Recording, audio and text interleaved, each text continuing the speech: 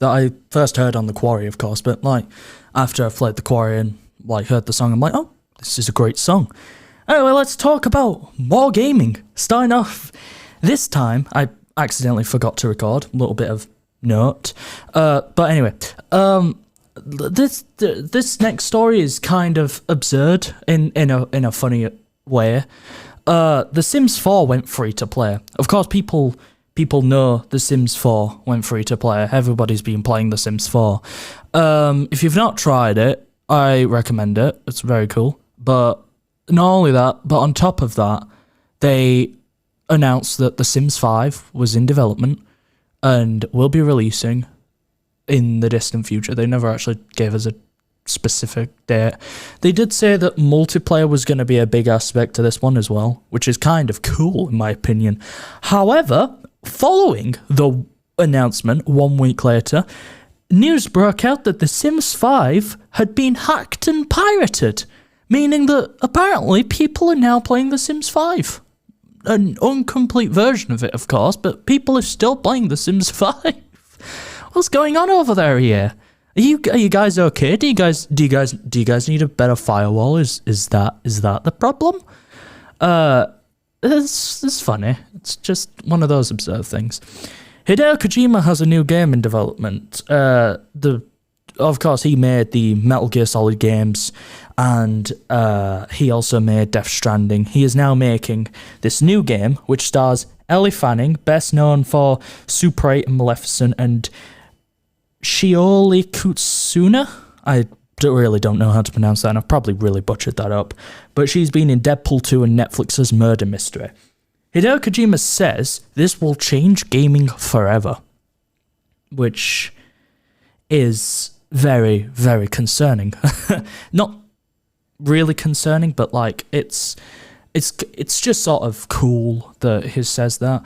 But he thinks that this is going to change gaming forever. Death Stranding was meant to change gaming forever, and I still don't even know what's happened in Death Stranding.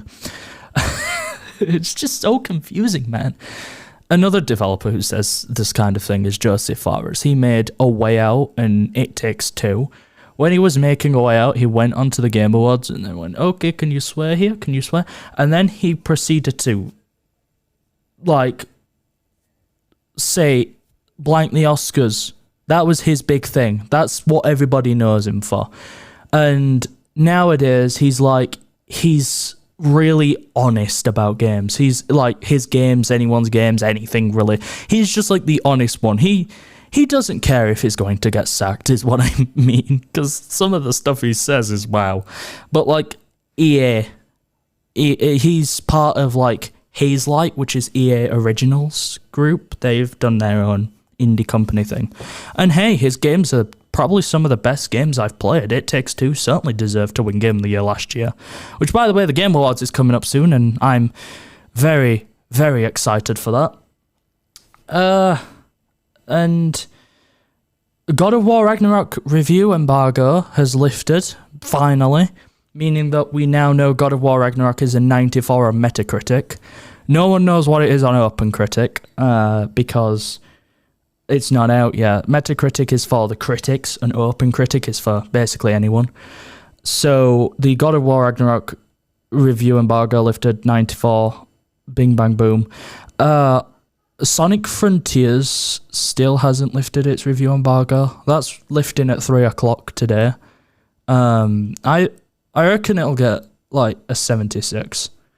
If it doesn't get a 76, I don't even know what I'm going to do.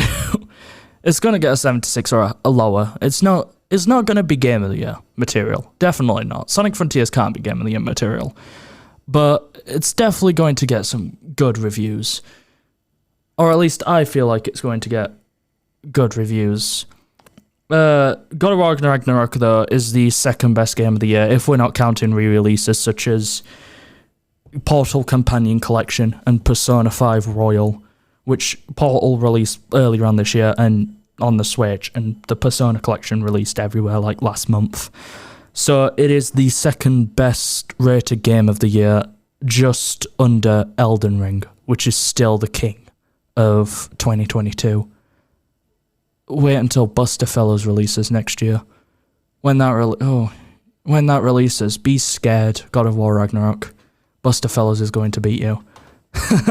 Anyway, here's him with Forever.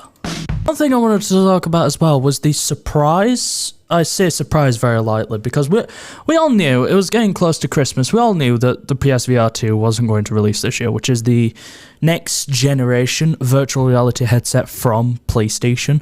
We all knew that wasn't going to release this year. Now we know it's releasing in February. I believe, if I remember correctly, it was February the 15th. This VR headset, however, will cost £529.99 here in the UK, which is a lot. Don't get me wrong, but the tech on it is incredible. You've got vibrations in the headset, vibrations in the controller triggers like the PS4 controllers. You've got 4K like display. You've got 3D audio. You've got all sorts. You've even got eye tracking as well. But what they've done is they've announced games as well. So I'm gonna tell you we're gonna talk about the games. Starting off, there's Horizon Call of the Mountain, which is the Horizon Zero Dawn Forbidden West spin-off, VR spin-off.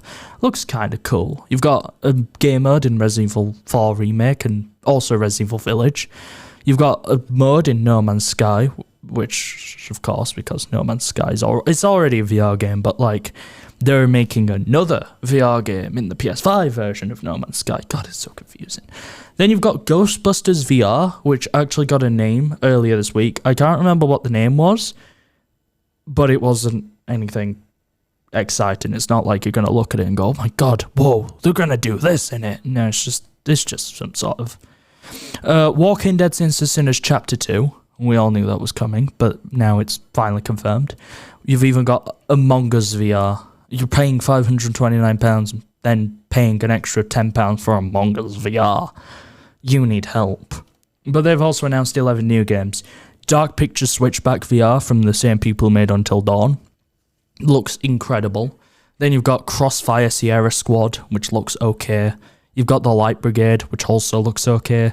You've got City Skylines VR Enhanced Edition, not even just the normal. You've got the Enhanced, with all the enhancements. It looks the exact same as the PC version. Looks fine. Then you've got Cosmonius High, which looks like a Bugsnax, which means it's going to be... There's something deep inside of that. We all know that there is something in that.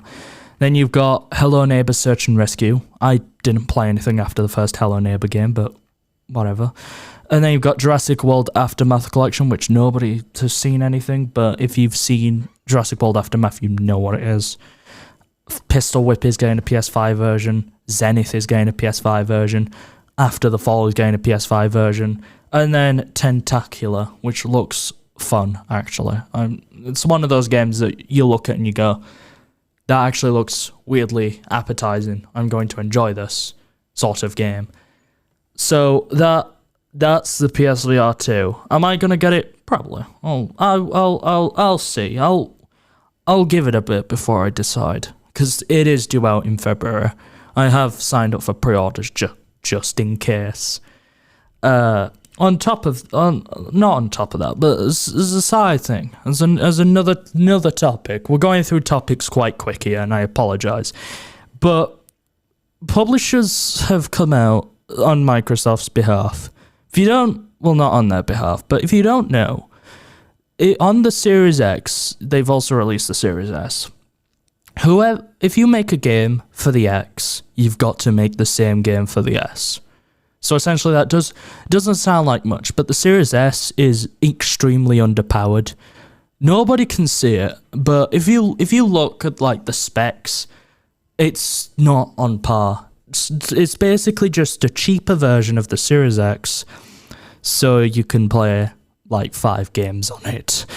But like the thing about it is it's very underpowered. People have been thinking that Gotham Knights 30 FPS cap is Series S's fault, not their fault. The Series S's fault. But the thing is, the publishers have come out and basically begged Microsoft to remove this restriction. They've basically said, we don't want to make games on the Series S anymore. It was fun while it lasted, but I don't want to make Series S games anymore. Can you stop making make Series S games? We want to make powerful ones. We don't want to make forget about the Series S. So, essentially, in a nutshell, sooner or later, you guys might not be getting Series S games. It's probably better to just get an X anyway, because, like, it's very powerful. I'm not even joking. It's probably the most powerful thing I've ever seen in my life. But yeah, that's that. Now we're gonna go into Mumford and Sons. I Will Wait.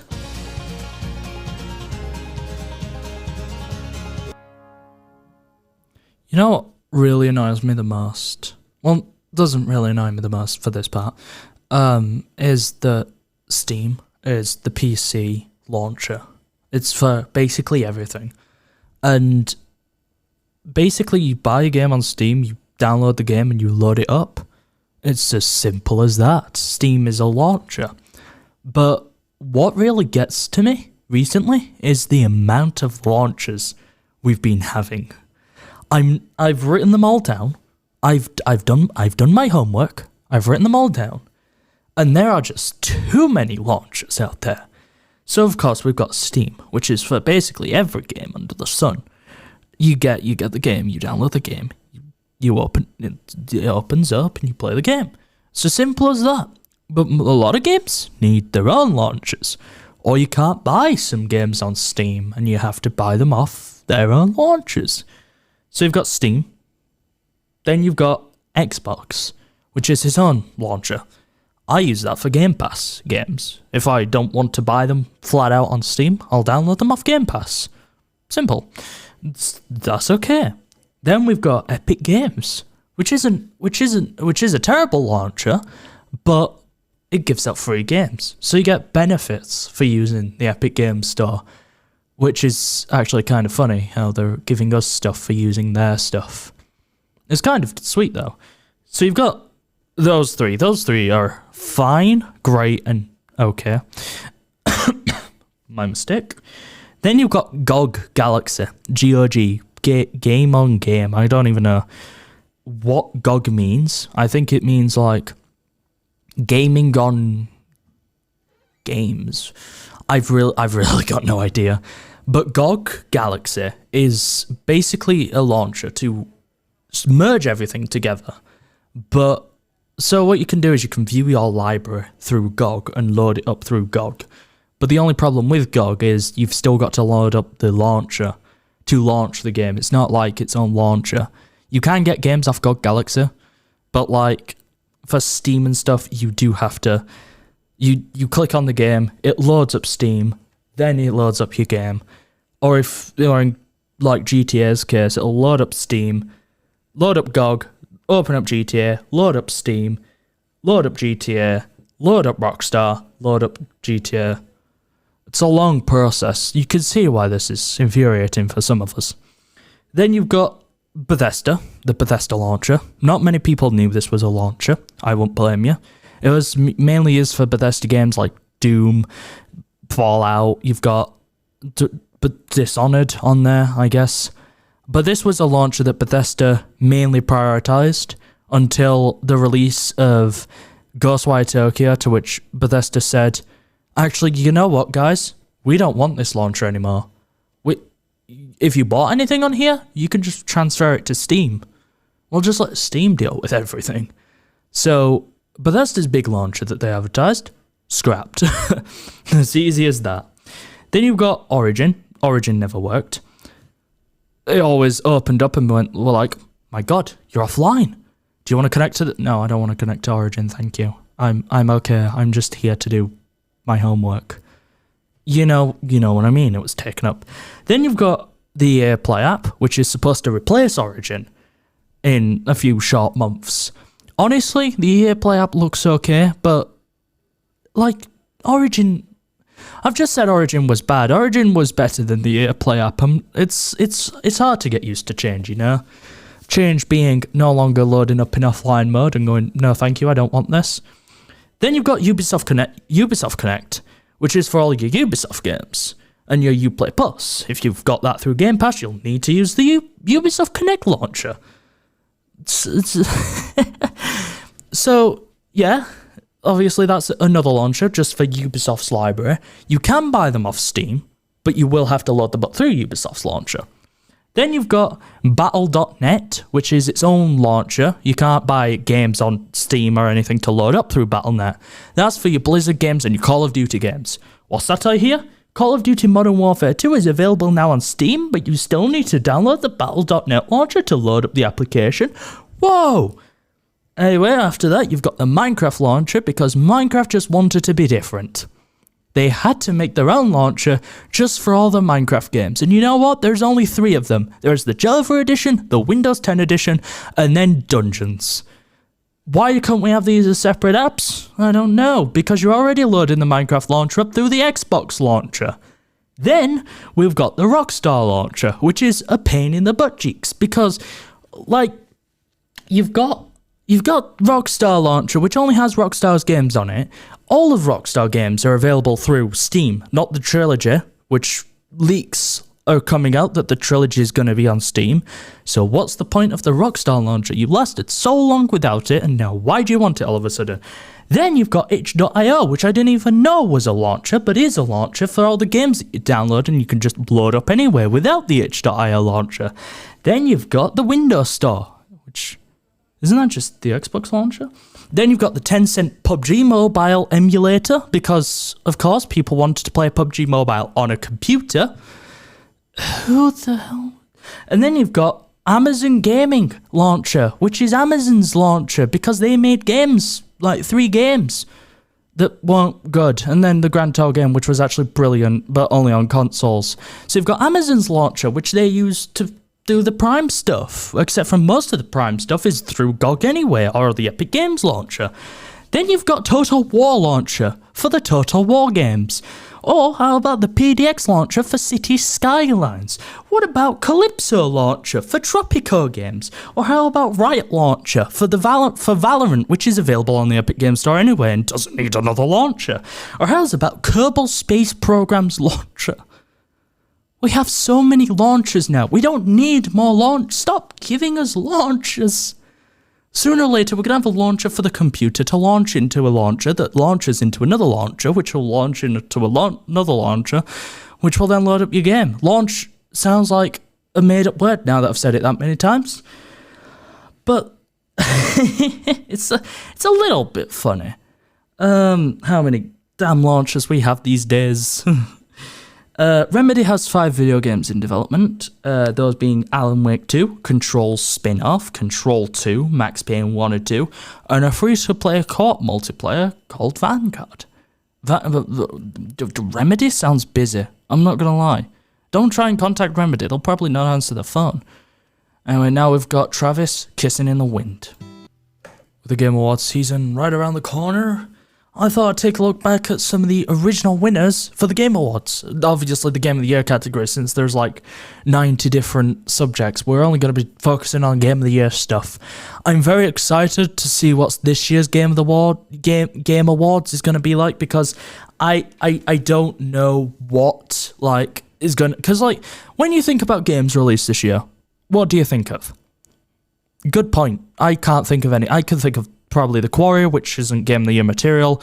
Ghostwire Tokyo, which might get nominated, possibly.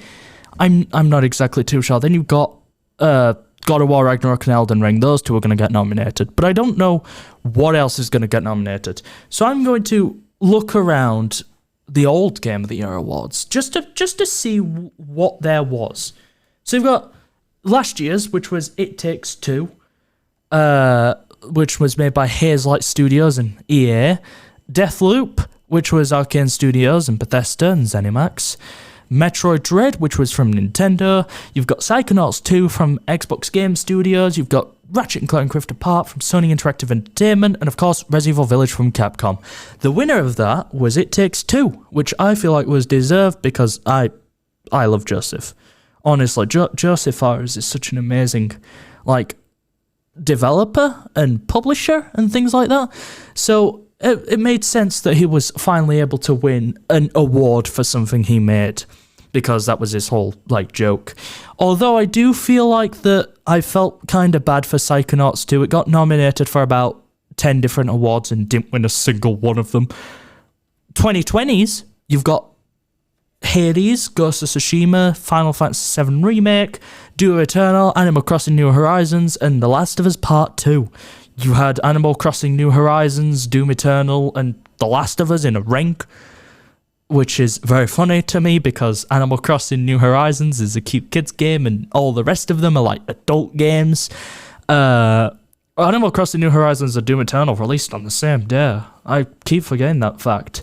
But the winner of that year was The Last of Us Part 2, which honestly, I love The Last of Us, but like, Part 2 was sort of fine. Like, you had the emotional part, then you have the revenge arc, but then the character the reason you're going after this character, I'm not gonna spoil it, don't worry. I'm trying to think of a way live to not spoil The Last of Us Part 2.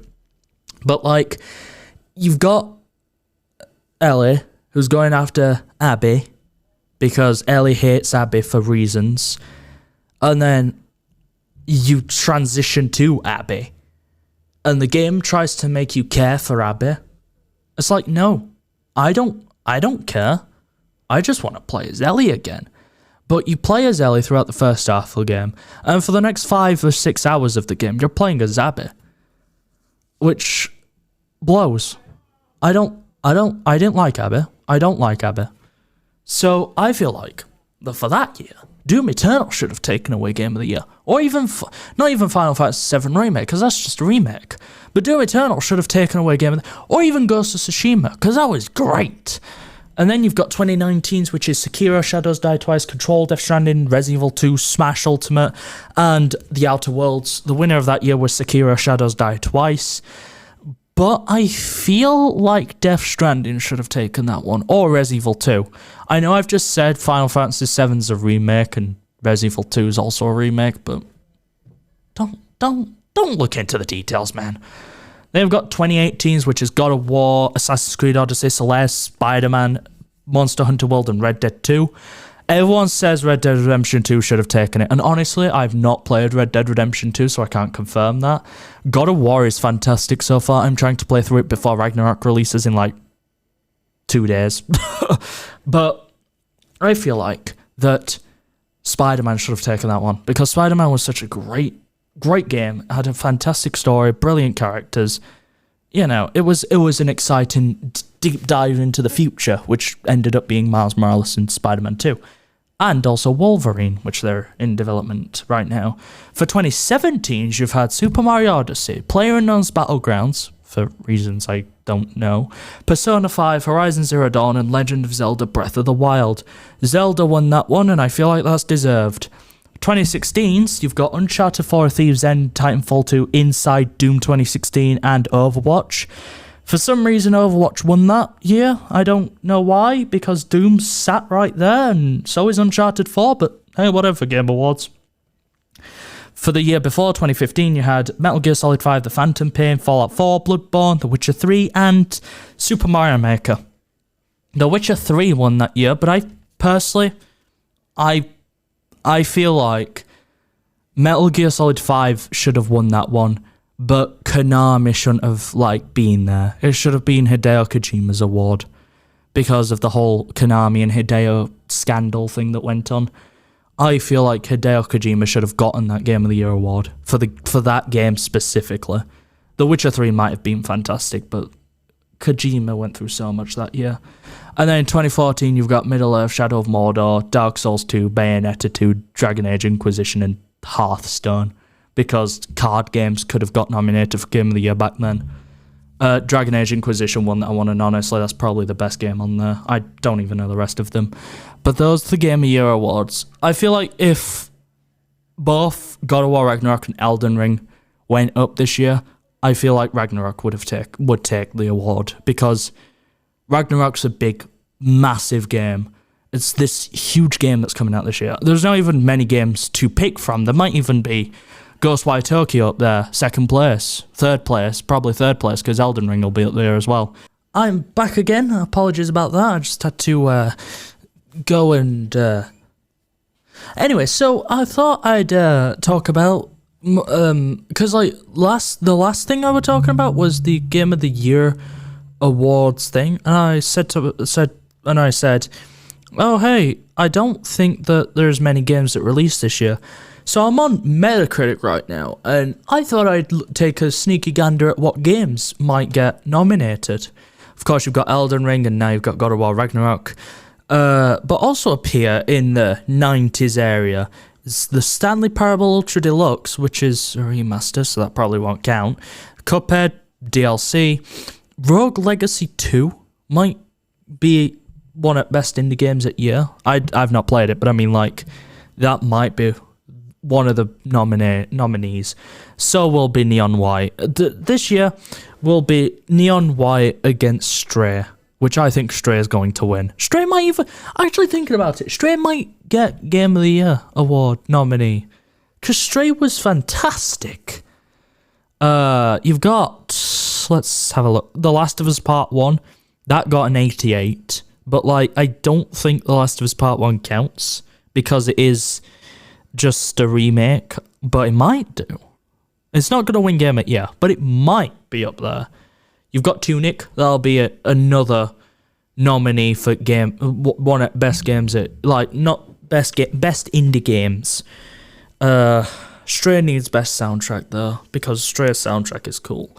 Horizon Forbidden West might be up there. Since Zero Dawn was up there. But, like, Forbidden West didn't get as much praise as Zero Dawn did. Bayonetta 3, that's not going to be up there. Game at year. Gran Turismo 7 isn't either. No, that'll be in the best racing game. That might win best racing game since Forza 5 was last year. So, like, 2 Point Campus, I don't think so. Destiny 2, The Witch Queen is DLC. Teenage Mutant Ninja Turtles it's just an old game, innit? Cult of the Lamb will be on best indie game. It's going to be a tight best indie game, actually. Wow. Return to Monkey Island might be on there, but I highly doubt that one. What else? Kirby and the Forgotten Land will be in the best family game of the year. We all know that. Maybe Tunic as well, and Stray. Stray will be in there. Oh god, Kirby's going to have to go up against a cat. Oh no. And then it's sort of just like blending all the games together now. So like, those are the top tier games on Metacritic, which I'm sort of excited to see what's going to happen with like games this year. I'm a bit nervous, if you will, because of course, like, games of the Game of the Year is a big award that you have to accept as a game publisher, but you also have to accept that you went up against Kirby and the Forgotten Land. Now that, my friend, is confidence. But if you're God of War Ragnarok, you don't need confidence. What am I talking about? I don't even know at this point. So let's talk about GTA the Trilogy. GTA the Trilogy released last year, and oh boy, the reviews are terrible. Because wow, that got a 4 out of 10. Because GTA Trilogy isn't that good. It's exciting to play the original games again, but if you already have the original games, just play the original games. You don't need constant frame drops, terrible screen tearing, terrible resolution, terrible frame rate, that kind of thing. You don't need that. You could just play the original classic games. However, they are patching them. It's very slow, but they are patching them, so it might be worth looking into sooner or later. Back on track, shout out to also, if I'm going to assume I'm allowed to do shout outs. So shout out to my family and friends who are watching this, because if you believe in me, then I utmost appreciate that. Return to Monkey Island is coming to PS5 and the Series X only 2 months after the Switch and PC releases. That's a good segue into exclusivity, right? Because you have two types of exclusivity. You have the exclusivity, like exclusive. You have the Xbox exclusive, which is not really exclusive because it's also on Steam. And then you also have the temporary exclusives, the sort of exclusives, as I'd probably call them. You have all those. Forspoken is exclusive for 2 years, which means it won't be on Xbox until 2025, because it's now released in 2023. Which, by the way, that might be the first game to offer fingernails as a pre-order. Interesting. Then you've got Deathloop, which was 1 year. Ghostwire Tokyo is also 1 year. Security Breach is 3 months, and you know when that ended? Guess where it ended up? Stadia. Then we've got Final Fantasy 16, which nobody knows when it is, but that is like it is exclusive temporarily to consoles, PlayStation. And then you've got Silent Hill 2, which is just 1 year exclusivity on the PS5. The remake, of course. Is exclusivity a good thing? Absolutely not. And I don't like exclusivity at all, because like the act of taking away a game from another console just so then you have to buy a console to play said game, it's a bit wrong, and we all know that that's where Call of Duty is going. We all know that that's where Call of Duty... As soon as Activision gets bought by Microsoft, we already know that Call of Duty is going to be exclusive. But why is there timed exclusive?